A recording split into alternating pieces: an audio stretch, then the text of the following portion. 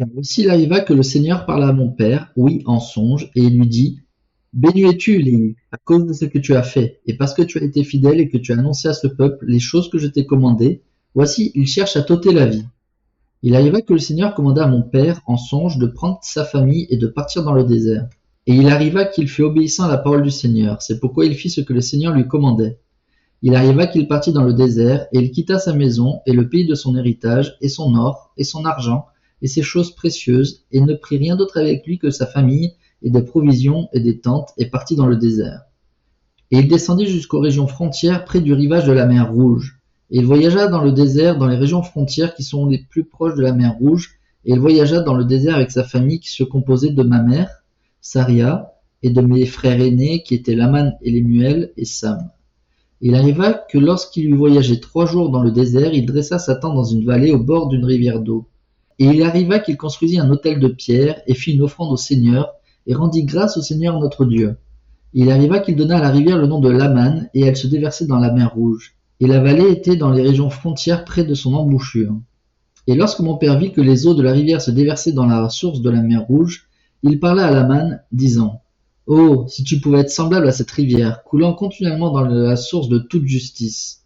Et il dit aussi à Lemuel: Oh, si tu pouvais être semblable à cette vallée, ferme et constant et immuable à garder les commandements du Seigneur.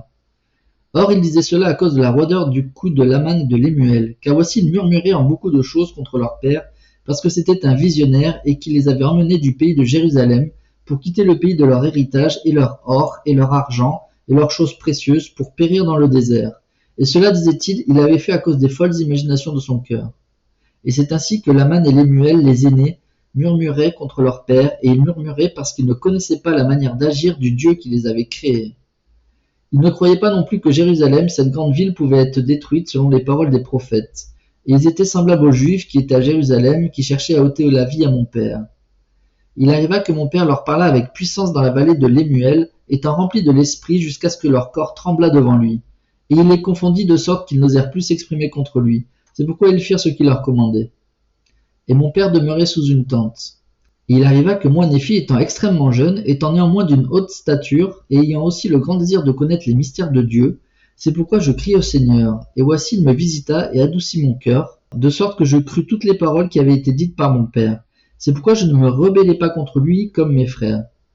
Et je parlais à Sam, lui faisant connaître les choses que le Seigneur m'avait manifestées par son Esprit Saint. Et il arriva qu'il crut en mes paroles. Mais voici Laman et Lemuel ne voulurent pas écouter mes paroles. Et peiné de l'endurcissement de leur cœur, je criai au Seigneur pour eux. Il arriva que le Seigneur me parla, disant: Béni es-tu, Néphi, à cause de ta foi, car tu m'as recherché diligemment avec humilité de cœur.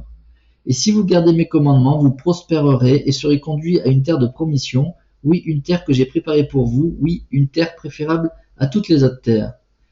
Et si tes frères se rebellent contre toi, ils seront retranchés de la présence du Seigneur. Et si tu gardes mes commandements, tu seras fait gouverneur et instructeur de tes frères. Car voici le jour où ils se rebelleront contre moi, je les maudirai, oui, d'une grande malédiction.